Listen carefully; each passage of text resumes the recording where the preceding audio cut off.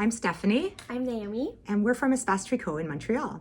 And we are hosting a knit-along, a KAL, for our book, Knits from the LYS, Knits from the Local Yarn Store. So we're talking through a few of our picks for the KAL, and you can find all of the information and links to the other patterns in the book and tons of project inspiration in the video caption below. So what are we going to talk about today? Today, we are going to talk about one of my designs, Yay. the Beachcomber Shawl.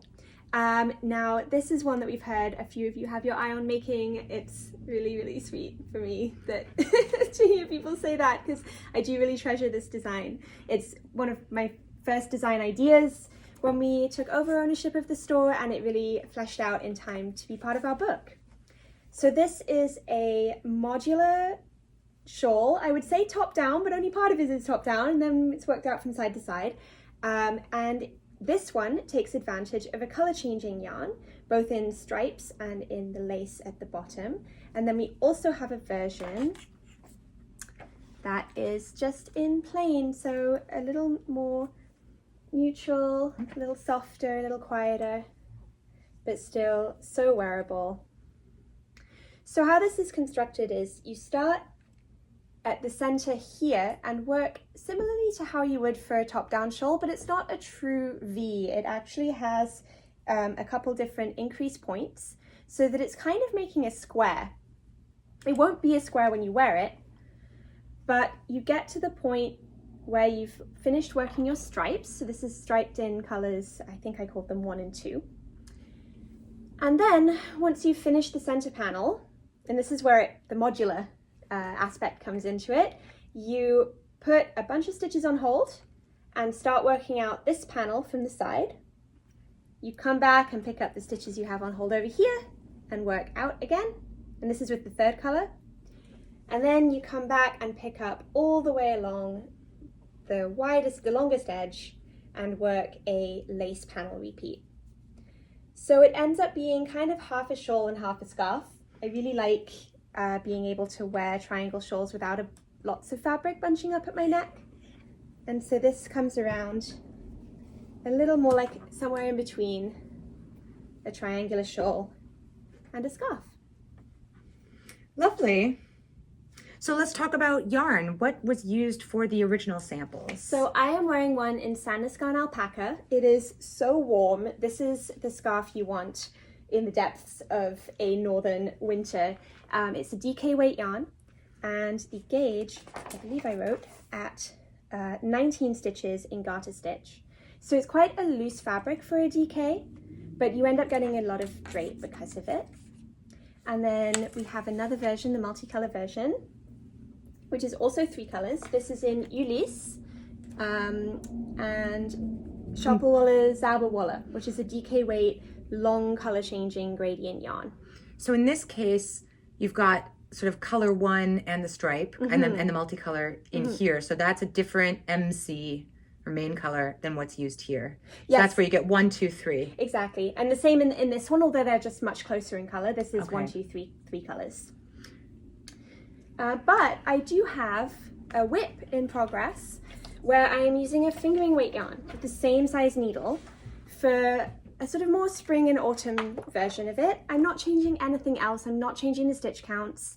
It's going to be a little smaller just because fingering weight yarn is smaller in diameter. Even if I'm knitting it with the same needle, it's going to be slightly smaller, slightly tighter gauge.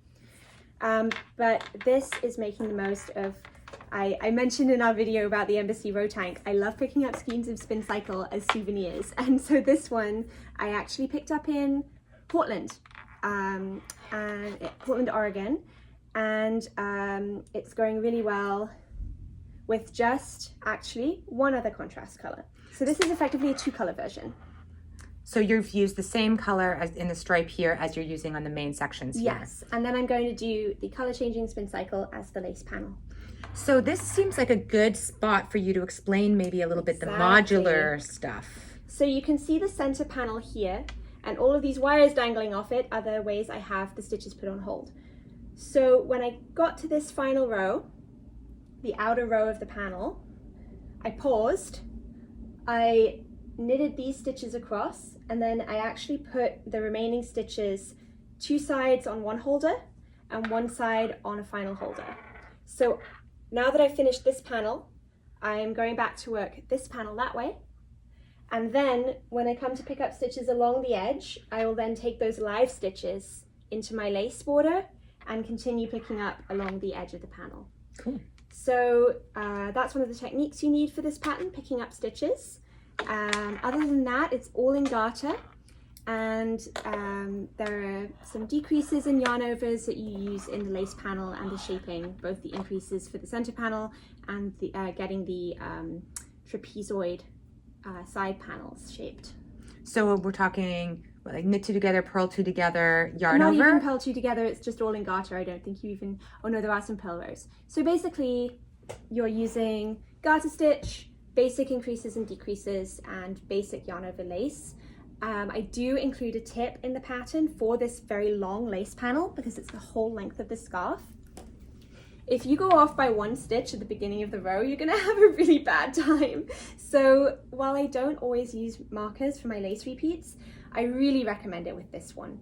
It's just going to make your life easier, even if you're somebody who doesn't usually use markers for every single lace repeat across a row. That's a really good tip. Yeah. That's just, it's not, you're not going to be using them for very long. Exactly. I think I just used, we have lots of the really cheap like opening stitch marker pins, the little gourd pins, and I just put one of those in to mark the repeats because it's really frustrating to try to pick back and fix that if you've gone off by one or 2 stitches. Yeah. Okay. Good tip. Well, I'm going to use that tip. I have a plan for how I'm going to knit this, and it's pretty out of character for me, but I'm really excited about it.